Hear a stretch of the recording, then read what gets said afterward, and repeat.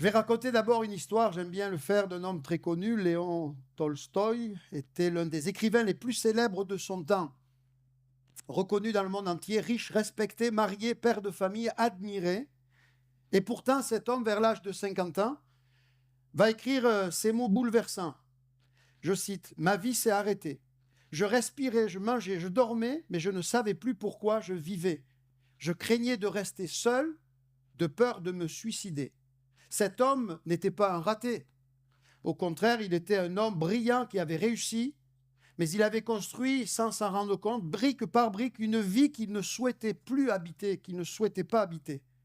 Intérieurement, quelque chose était en train de l'écraser.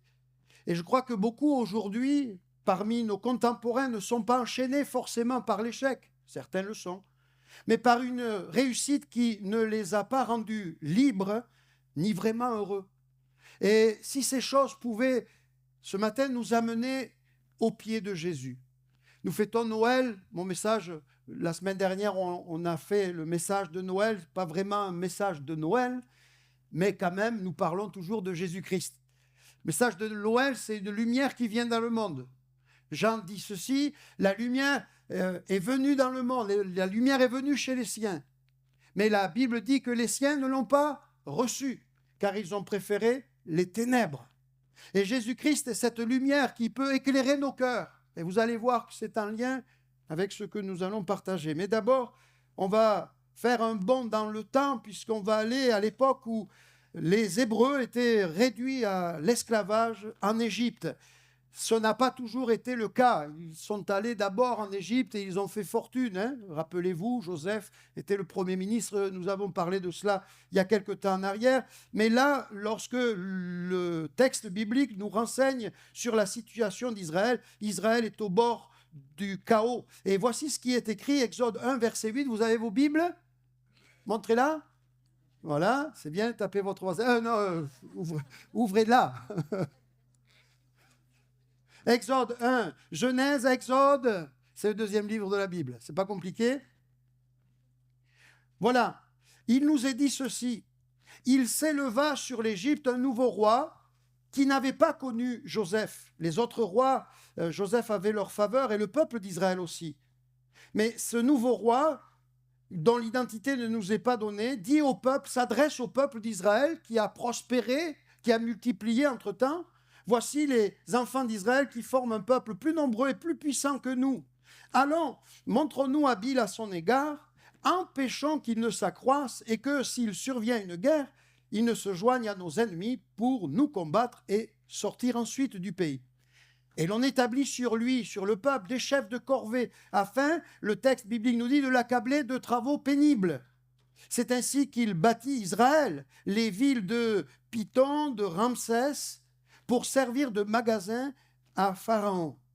Mais le texte biblique précise, mais plus on l'accablait, plus il multipliait et s'accroissait. Alors on prit en aversion les enfants d'Israël. Alors les Égyptiens resserrèrent encore la vis et réduisirent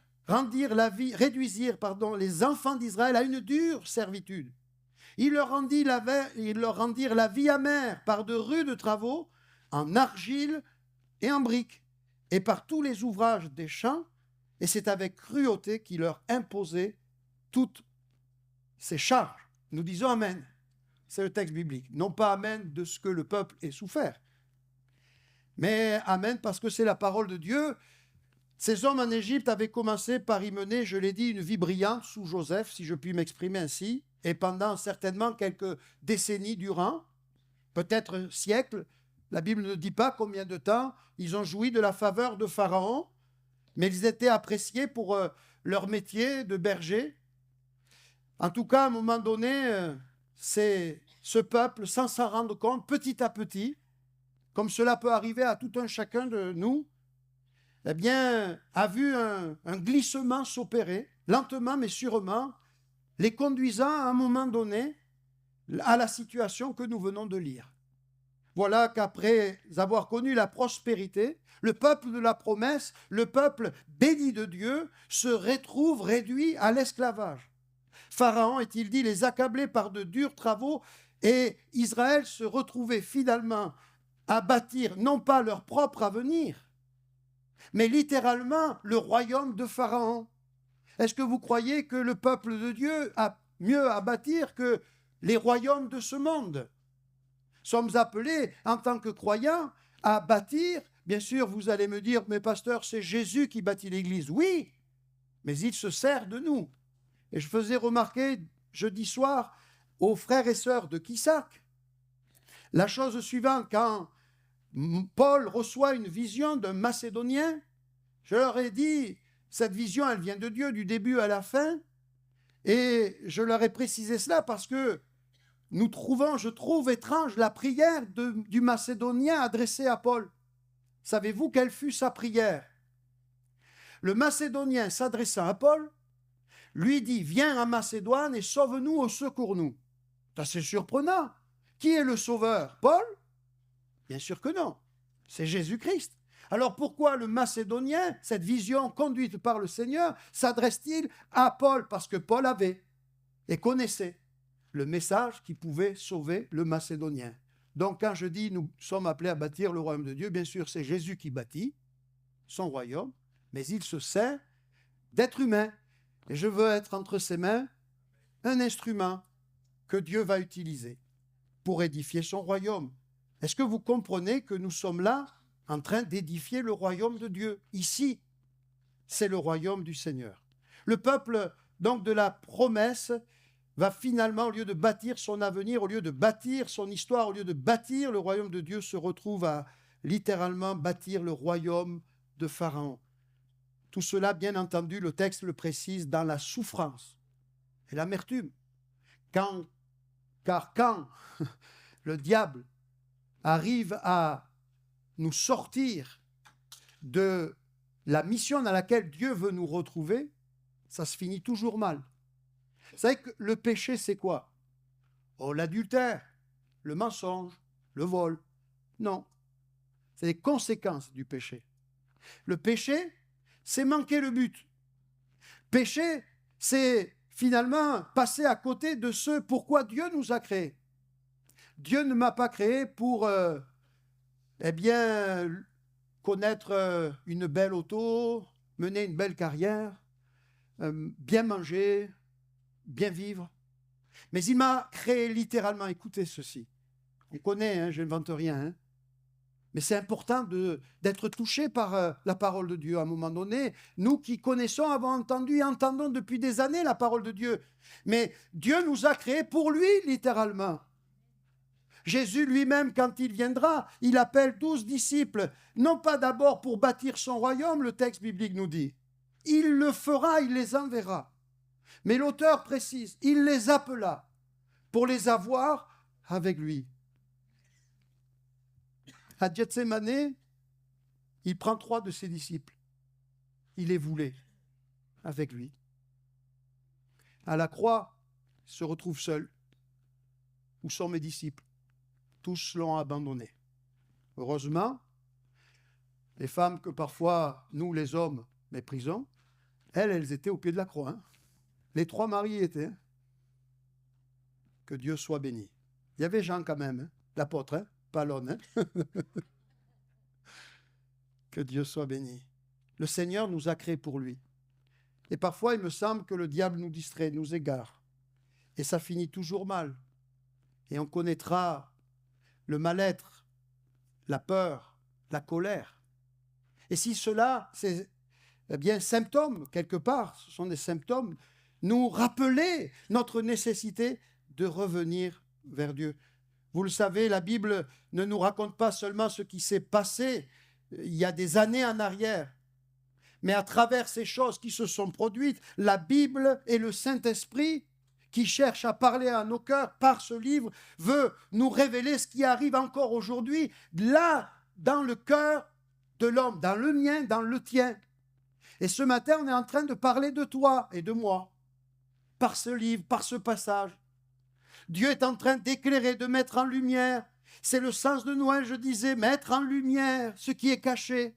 Non pas pour amener l'homme à la honte, mais à la repentance. Pour amener l'homme à la libération. Pour amener l'homme à connaître le vrai bonheur. Et le vrai bonheur, c'est une vie qui est vécue dans la dépendance entière et totale et dans une vie livrée exclusivement au Seigneur, parce que lui seul peut combler un cœur qui a les dimensions d'un abîme. Le texte biblique nous dit, le cœur de l'homme est comme un abîme. Seul Dieu peut remplir l'univers. Et même la, terre, la Bible déclare, le ciel et la terre même ne peuvent le contenir. En rentrant de Kissac, j'écoutais une vidéo sur l'univers. Et plus on avance, plus on est surpris des dimensions du ciel.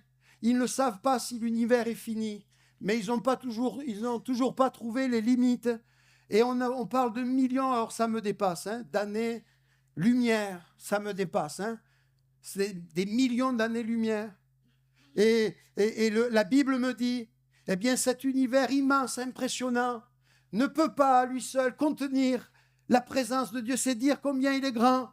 Et lorsque Dieu est au centre, alors la vie d'un être humain, si misérable puisse-t-elle être, si pauvre puisse-t-elle être, est une vie heureuse et comblée. Oui, mais il te manque la nourriture, il te manque l'essentiel. Oui, mais Dieu est là, alors j'ai l'essentiel. Christ, dira Paul, est ma vie. La mort, est-ce que quelqu'un est capable de le dire ce matin? En écoutant Doris tout à l'heure, je me disais, c'est vrai que nous sommes appelés à vivre pour le Seigneur. Et je me disais, est-ce que tu es prêt à mourir pour le Seigneur? Christ est ma vie et la mort m'est un gain. Que Dieu soit béni. Alléluia. À travers la Bible, nous entendons la voix de Dieu, cette voix qui cherche à avertir, prévenir, mettre en garde, cette voix qui cherche aussi à encourager, exhorter, motiver. Allez, tu peux gagner, tu peux y arriver, ça peut bien finir ton affaire. Si tu mets Dieu au centre, si tu remets Jésus au centre, il y en a qui disent l'église au milieu du village. Nous, on veut mettre Jésus au milieu de l'église, au milieu de notre vie. Le Seigneur, par sa parole, parle pour corriger, il faut le dire, reprendre, censurer. On a tous eu des parents, si on est là, n'est-ce pas? Nous aimions leur encouragement, n'est-ce pas? Et je disais à Nathanaël, il y a des voix que seule une maman peut aimer. Et des fois, nos parents nous ont dit, ah, t'es le plus beau, la plus belle voix. Et puis bon, on s'est rendu compte que... Mais on aime être encouragé. Mais parfois, est-ce que vous vous souvenez, nos parents nous reprenaient? Moi, je me rappelle, quand ma maman m'appelait, j'entendais pas. Enfin, j'entendais, mais je voulais pas entendre. Range ta chambre. Ah, pourquoi? Il y a un problème? Et un peu. Bon, je vous dis pas comment je réglais le problème. Mais c'est nécessaire. Et c'est pour notre bien. Plus tard, je l'ai déjà dit à mon père que j'ai dit merci. Plus tard, parce que il y a des choses que j'attendais de toi que tu m'as pas donné. Tu m'as poussé à faire des choses. Je me rappelle pour le travail que je voulais faire l'été, au lieu d'aller frapper à la porte du patron pour moi, il me dit tu vas y aller toi-même. Et je me vois dans cette cave coopérative, les couloirs immenses, du haut de mes 16 ans, la porte du directeur qui est là-bas, c'est comme si j'allais aller... Bon. Mais après, on remercie parce que ça donne du courage. La parole de Dieu, il ne faut pas que je m'éternise, il ne faut pas que je reste sur l'introduction. Elle est là pour relever, elle est là pour révéler, pour enseigner, pour éclairer sur Dieu, sa nature, mais aussi notre cœur. Elle est là pour réparer, elle est là pour soigner, elle est là pour guérir. Il envoya sa parole, il est guéri. Elle est là pour conduire, diriger, protéger la vérité, pour qu'on puisse discerner, rejeter l'erreur, le mensonge, la contrefaçon. La liste, bien sûr, n'est pas exhaustive. Mais nous voulons lire la parole pour entendre la voix de Dieu, pas pour avoir une connaissance supplémentaire et supérieure. On a joué au Trivial Poursuite chrétien hier. Bon, c'est bien d'avoir des notions, mais c'est mieux de connaître l'auteur. Et d'ailleurs, Paul dira dans Colossiens chapitre 2, verset 17, écoutez ceci, parlant de l'ancienne alliance, de l'Ancien Testament, de toutes ces choses, c'était l'ombre des choses à venir, mais le corps est en Christ. Mon message, c'est de passer de l'ombre à la lumière. L'ombre des choses à venir. Paul compare la loi, les rites, les prescriptions religieuses à une ombre. Or, qu'est-ce qu'une ombre? Je me suis interrogé hier soir en préparant ce message. L'ombre n'est jamais la réalité. D'accord? L'ombre, ce n'est pas la réalité. Bon, je ne vous lis pas la définition, parce que j'ai peur de vous perdre. parce que j'ai mis du temps, j'ai relu et relu, qu'est-ce qu'il voulait dire le dictionnaire de l'ombre. Mais vous connaissez tous ce qu'est une ombre. L'ombre n'est pas la réalité. Et d'ailleurs, pour preuve, si on amène de la lumière à la partie qui reflète notre ombre, l'ombre disparaît. La réalité est ailleurs. La réalité n'est pas l'ombre. Permettez-moi d'insister. Mais le corps, plus ou moins bien dessiné par l'ombre. À travers une ombre, on peut avoir une idée qu'il y a quelque chose dans la pièce, peut-être quelqu'un peut imaginer son ombre, qui peut être déformé, agrandi ou rapetissé. Mais l'ombre ne nous permet pas de discerner la couleur des cheveux de la personne qui est présente, la couleur de sa peau, son visage, les traits de son visage, l'expression de ses yeux. L'ombre nous indique qu'il y a quelque chose dans la pièce, quelqu'un, mais l'ombre n'est pas ce quelque chose ou ce quelqu'un. Mesdames, est-ce que ça vous est arrivé en rencontrant l'ombre de votre mari actuel de dire « dès que j'ai vu ton ombre, je suis tombé sous le charme » ? Non, hein? Enfin, moi, maintenant, je ne montre plus que mon ombre à ma femme. Elle est satisfaite. Bien sûr que non. On ne tombe pas amoureux d'une ombre. Mais vous allez voir pourquoi je dis ces choses. On ne peut pas être amoureux d'une ombre et on ne vit pas librement dans une ombre. Or, beaucoup de personnes, même jusque dans nos rangs, quand je dis nos rangs, je ne parle pas forcément de l'église ici d'Alès, mais de la foi chrétienne, des chrétiens, vivent leur foi, leur vie, leur spiritualité dans l'ombre.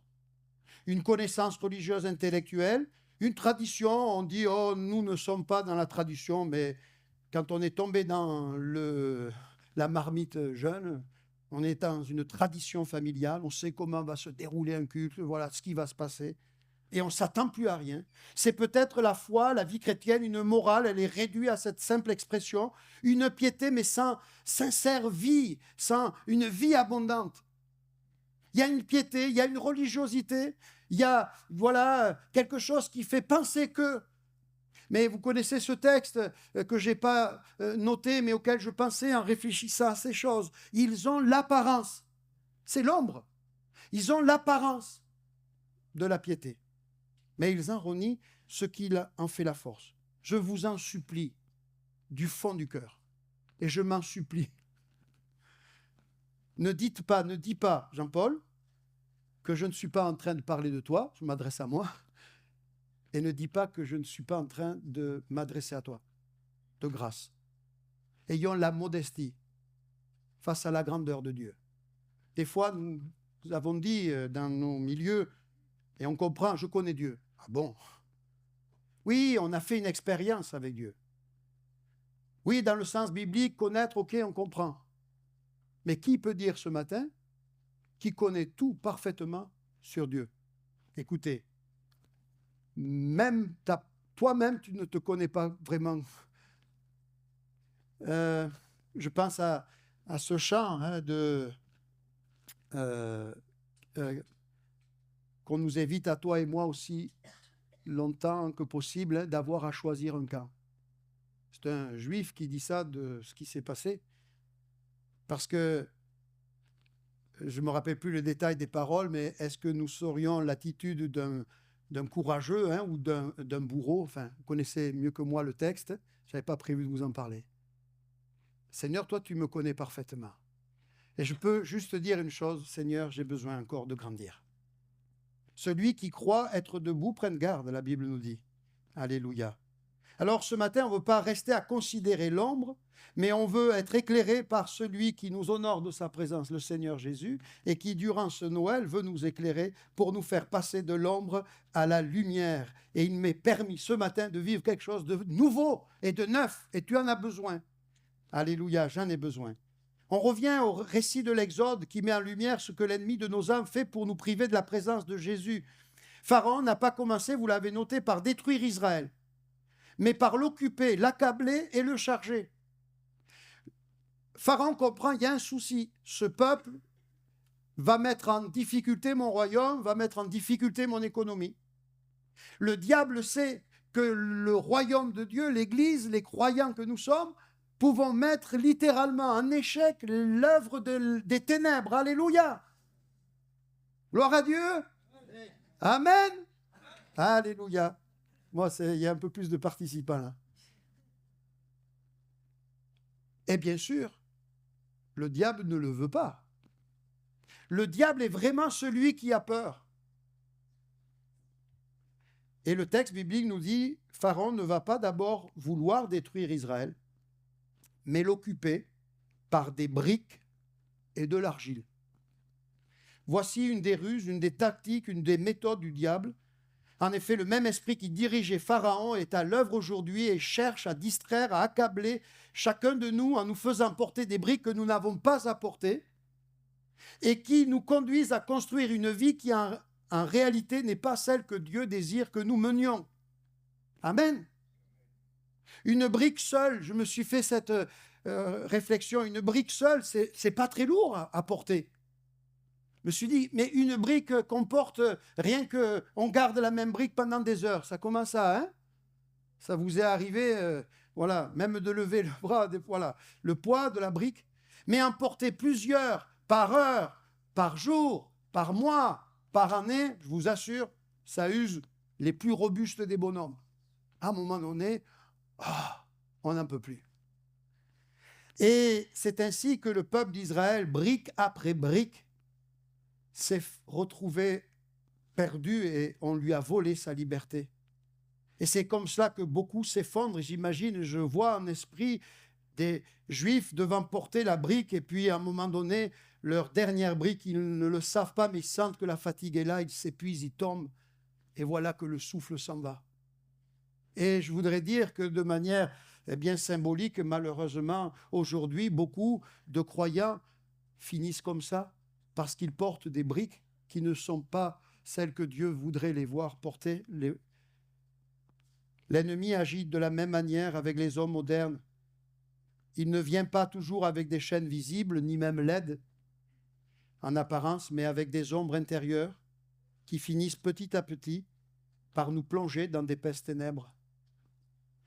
Si tu réalises cela ce matin, c'est ça qu'on appelle un réveil spirituel. Le réveil, c'est l'Église qui prend conscience.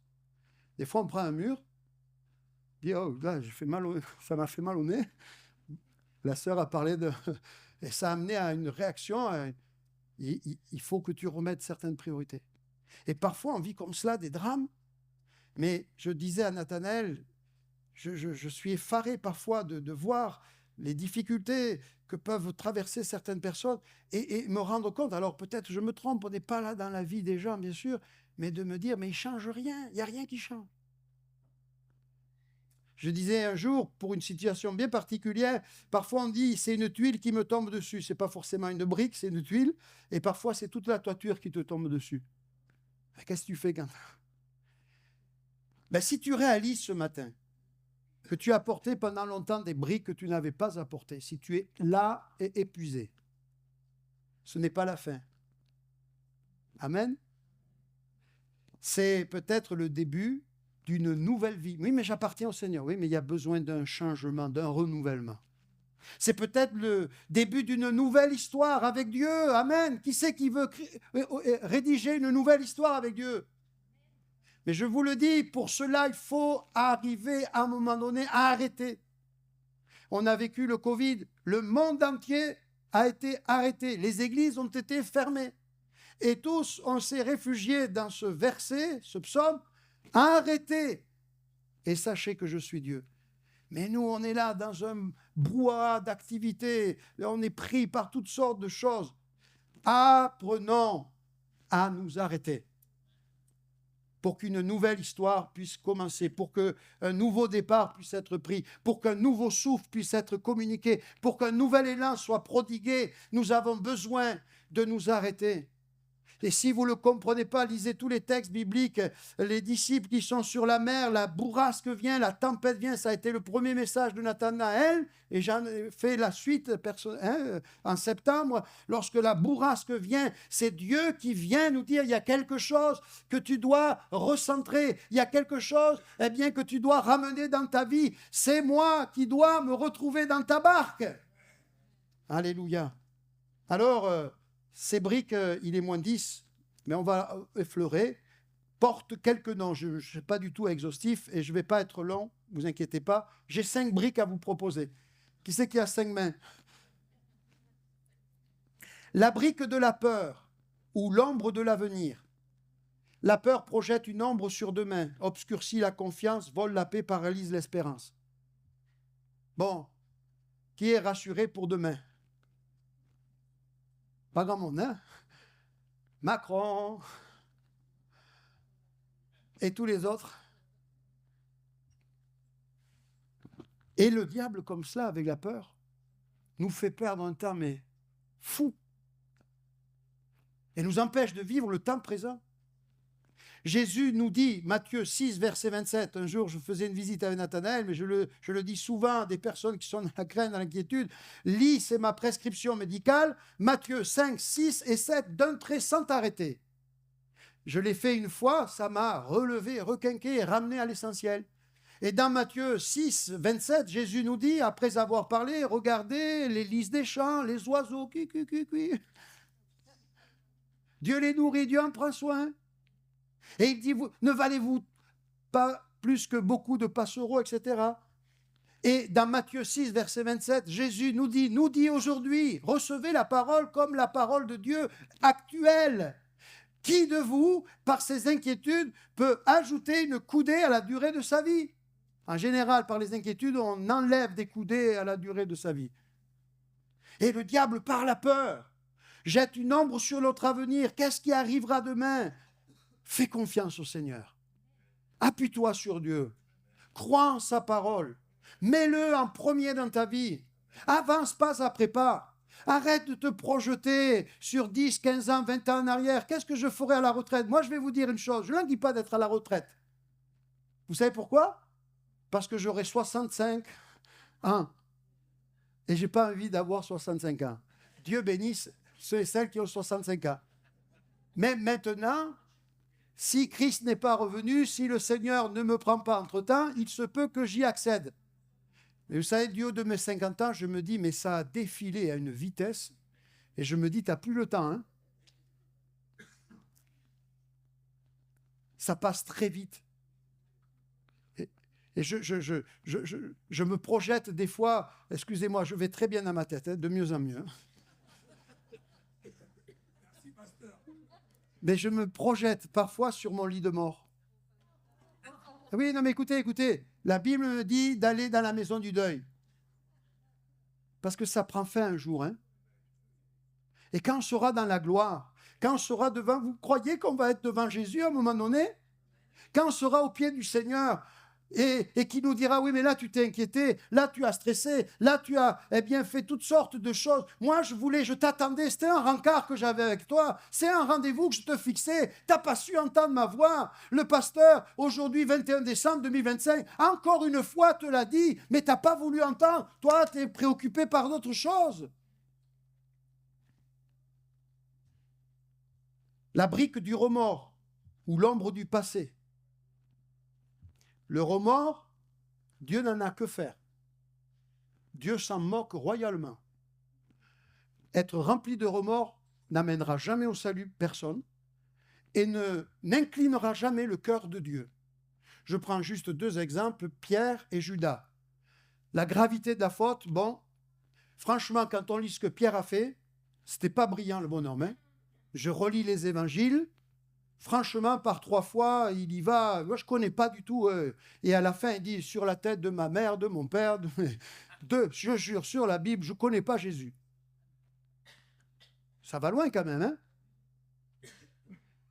Mais la Bible nous dit que l'un va se pendre, rempli de remords, et l'autre va pleurer amèrement, après avoir croisé le regard de celui qu'il avait trahi.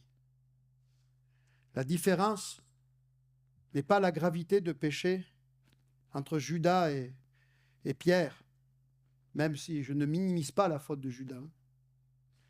Mais la différence, c'est la direction de regard. Le remords, je fais court, est centré sur soi. Je suis nul. Ça produit la honte, ça nous immobilise et ça mène à la mort. Mais la repentance, c'est autre chose. Elle est centrée sur Dieu. Je n'ai pas été terrible, j'ai fait du mal à ton cœur. J'ai offensé, j'ai péché contre Dieu. Je t'ai attristé, Père. Ça, c'est la repentance. Pleurer sur soi, ça n'amène pas le salut. Et la repentance, elle n'amène pas la honte, elle amène l'humilité. Vous entendez? L'humilité. Et elle met en mouvement parce qu'elle conduit à la vie. J'ai transgressé, j'ai péché, je me suis sincèrement et authentiquement repenti devant Dieu, j'ai pleuré amèrement sur mon iniquité, alors que je connaissais Dieu depuis des années, que Dieu m'avait utilisé pour faire des miracles. Je pense par exemple à Pierre ici, hein. Je me suis repenti, il m'a relevé. Et il me dit même, le barbecue de la restauration, vous regarderez sur Internet, premier message de Nathanaël, parmi nous en février, si je ne me trompe pas. Après, quand il rencontre Pierre, moi c'est un texte, je reviens souvent parce que c'est Pierre, on serait, nous, Jésus, on te l'attrape le bonhomme. Oui ou non? Mon gars, point, qui faisait le mariole là, à l'église, là, hein, qui disait devant tous, jusqu'à la mort, moi, même si tous t'abandonnent, le pasteur Olry peut t'abandonner, le pasteur Didier, pas de souci, mais moi. Mais Jésus n'a pas du tout cette attitude. Pourquoi? Parce qu'il connaît le cœur. Et face à la repentance, Jésus dit, mais il y a un avenir. Paie mes agneaux, paie mes brebis. Tu lui confies le royaume à lui. Ah, c'est le plus sûr des bonhommes, parce que là, il ne fanfaronnera plus. Là, il sait que la gloire, si la gloire se manifeste, elle revient à Dieu seul. Le remords me fait regarder mon péché, la repentance me fait regarder le Sauveur. Le remords pleure sur les conséquences, la repentance pleure sur la relation brisée avec Dieu. Les remords disent « je ne me pardonnerai pas », la repentance dit « Seigneur, pardonne-moi ». Le psalmiste dit, et il le comprend, les sacrifices agréables à Dieu, c'est un esprit brisé. Alléluia. Je viens à une autre brique et le diable joue avec les remords. Alors ce matin, je t'en supplie, sors des remords. T'entends? Sors des remords, viens à la lumière, repens-toi et permets à Dieu de tourner la page. Il y a la brique de la tristesse ou l'ombre du présent, je ne m'y étends pas, mais c'est une tristesse sans espérance qui nous fait vivre dans une lumière tamisée où la joie de Dieu n'a pas accès. Hein, l'ombre du présent, il y a des gens, ils sont aujourd'hui, il y a des jeunes, ils sont déjà morts, on dirait. Et les jeunes de l'Église, vivez pour Dieu, hein? Réjouissez-vous quand il faut se réjouir. Nous, on s'est régalé hier, hein, Nathanaël. Dans ma tête, j'ai 15 ans. Mes artères, c'est un peu différent. Mais bon. Les jeunes, vous n'êtes pas au bout de votre vie, hein? Amen. Et les vieux, c'est pas fini. Pardonnez-moi les vieux, hein? J'y viens. C'est pas fini. Lisez bien la Bible. Moïse, quand il va en Égypte, il a 80 ans. Bon, c'est pas mal, hein? Je vous ai parlé de M. Ramos, 83 ans.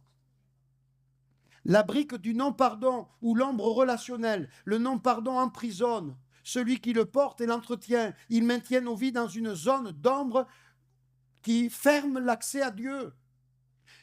Et il y a des personnes, ils sont comme cela, dans le non-pardon. Je garde un chien de ma chienne. Je vous ai dit, ma chienne est stérilisée, donc je ne peux pas dire ça. C'est pas possible. Mais oui, des fois on est en pétard, mais oui, des fois on se dit c'est pas normal, mais oui, on peut faire la litanie des reproches, c'est pas possible, c'est pas normal. Mais le diable, tu vois pas qu'il joue avec toi, qu'il t'amuse, qu'il te tient dans sa prison. T'as pas envie de sortir de sa prison? T'as pas envie de lever la tête et de voir le soleil? Vous les Méditerranéens, vous aimez là, le ciel ombragé là? Nous on n'aime pas ça, hein? J'ai dit à Nathanaël, tu verras, après 1 an d'exposition aux vitamines D, le corps, c'est pas notre faute, notre tempérament, hein? C'est que on est saturé de vitamine D. Mais il y a des gens qui sont comme ça, sous les nuages toute l'année. Il m'a dit, il m'a fait, ma mère, mon père, laisse-les, oh. Et mon grand-père, mais laisse-le un peu. Non, mais oh, je le dis, mais c'est vrai, hein?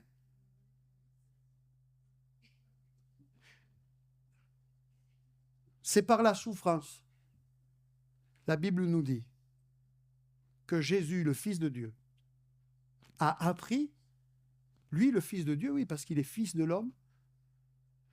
Jusque-là, il était Dieu, pleinement Dieu. Il ne connaissait pas la souffrance, il ne connaissait pas le brisement, il ne connaissait pas les relations d'hostilité où on s'oppose à lui, on lui résiste. Le diable, il ne résiste pas à Jésus, hein? Vous le savez ça? Le diable, il est comme un petit chien mouillé là, devant le Seigneur. Hein? Vous entendez? Je n'exagère, il ne faut pas mépriser les gloires. Hein? Mais ce que je veux dire, c'est que le diable, il ne fait pas le poids devant Jésus. Hein? Le diable, il ne vient pas devant Jésus, c'est moi, je suis le prince des démons. Non, non, non, non, non. Tu n'as pas de pouvoir là. Amen. Et il a été exposé par amour pour mon âme, qu'il voulait libérer, nettoyer, purifier. Amen. Il a été exposé aux résistances, à l'incrédulité de sa propre femme. Vous ne me croyez pas? Il était exposé au reniement. Il a été exposé à la trahison, à la croix. Il a appris. Ce n'est pas évident, à Gethsemane, on le comprend. Et loin de moi cette coupe. Il a appris à faire la volonté de Dieu dans la souffrance. La souffrance est parfois un moyen que Dieu utilise pour nous amener à obéir au Seigneur. La brique, je termine, je vous assure, dernier point, l'impureté ou les addictions. Des comportements qui promettent un soulagement immédiat au départ, mais qui en réalité, au fil du temps, construisent une servitude, bâtissent brique après brique, habitude après habitude, comportement après comportement, une véritable prison. Paul dira, je ne sais pas ce que je fais, je ne fais point ce que je veux, je fais ce que je hais. Mais voyez-vous, toutes ces briques, le Seigneur les a portées à Golgotha. Amen. Dieu a envoyé pour les Hébreux Moïse, mais pour nous, il envoie Jésus-Christ. Alléluia. Moïse n'a pas pleinement et vraiment libéré Israël. Il les a libérés d'un pays, mais il ne les a pas libérés intérieurement. On le voit par la suite. Il n'y a que Jésus qui peut le faire. Ces briques te privent aujourd'hui de connaître le vrai bonheur, la véritable paix, d'être en communion avec Dieu, mais surtout d'être utile, efficace entre les mains de Dieu et encore plus fort, d'être, oui, en relation épanouie et glorieuse avec le Seigneur. Moi, je veux pouvoir voir le Seigneur chanter ce matin un psaume. Tourne ta face vers moi, fais briller ta face sur moi. Je veux voir ta face, Seigneur. Amen. Gloire à Dieu. Que le Seigneur soit béni. À l'Épître aux Colossiens, toujours, on a lu tout à l'heure un texte, mais rendez grâce au Père qui vous a rendu capable d'avoir part à l'héritage des saints dans la lumière. Il nous a délivrés de la puissance des ténèbres, il nous a transportés dans le royaume de son Fils bien-aimé, en qui nous avons la rédemption, le pardon des péchés. Le Fils est l'image du Dieu invisible, le premier-né de toute la création. Que Dieu soit béni. Jésus veut briser les ténèbres. Alléluia. Il a détruit ces briques parce qu'il les a portées à Golgotha. Je suis la lumière du monde. Celui qui me suit ne marchera pas dans les ténèbres, mais il aura la lumière de la vie. Il le dit à une femme surprise en flagrant délit d'adultère.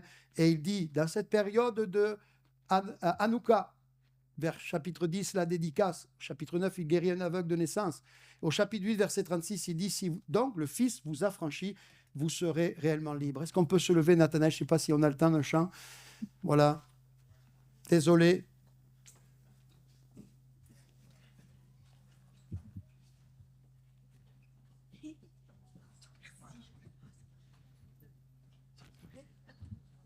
Est-ce qu'on peut vivre ce matin face à face avec Dieu? Ce Noël, c'est, je ne sais pas le combien depuis que tu connais le Seigneur. Oui, il est né, le petit enfant. On est pris par la préparation des repas, la famille qui vient. Il nous est dit, c'était mon message la semaine dernière, Jésus n'avait pas de place à l'hôtellerie, pas à cause d'une hostilité ouverte, mais parce que l'affluence faisait que il n'y avait pas de place pour Jésus.